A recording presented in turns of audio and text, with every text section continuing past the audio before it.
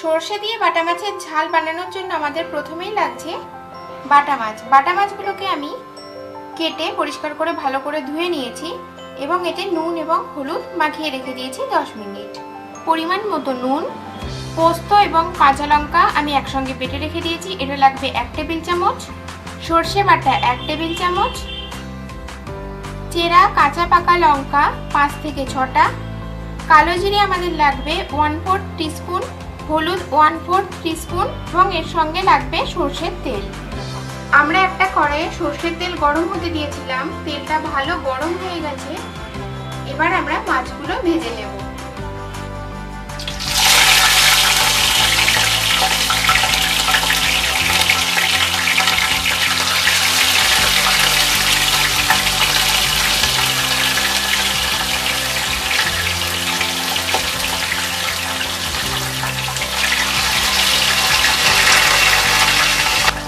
মাছগুলোকে ধুয়ে গিয়ে আমরা ভালো করে ভেজে তুলে রাখবো। মাছগুলো আমরা ভেজে তুলে নিয়েছি। এবার ওই একই তেলে আমরা প্রথমে কালো জিরেটা ফোড়ন দিয়ে দিচ্ছি, হালকা একটু ভেজে নেব। এবার এর মধ্যে আমরা পোস্ত বাটাটা দিয়ে দিচ্ছি।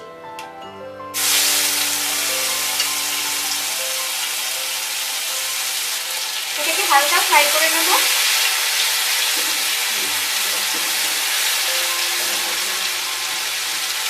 গ্যাসের ফ্লেমটা কিন্তু আমরা মিডিয়ামে রেখেছি। এবার এর মধ্যে আমরা সরষে বাটাটা দিয়ে দিচ্ছি।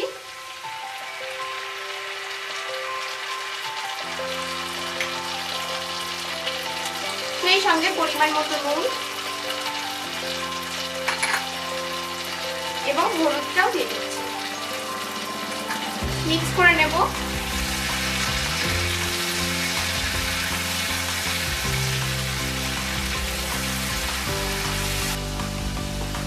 এবার এর মধ্যে আমরা পরিমাণ মতন জল দিয়ে দিচ্ছি।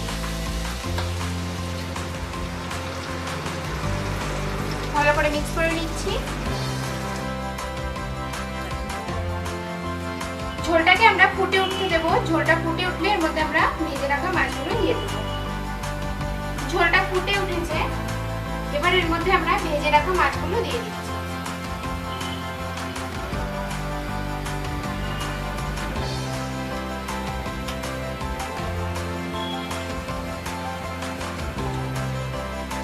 এবার এর মধ্যে আমরা চেরা কাঁচা লঙ্কাগুলো দিয়ে দিচ্ছি।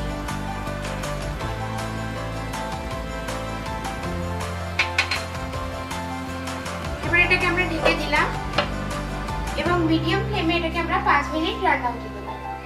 5 মিনিট হয়ে গেছে।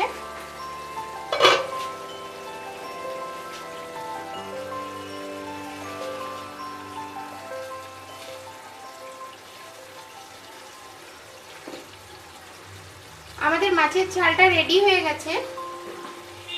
এবার আমরা নামানোর আগে এর উপরে একটু সরষের তেল দিয়ে দেব।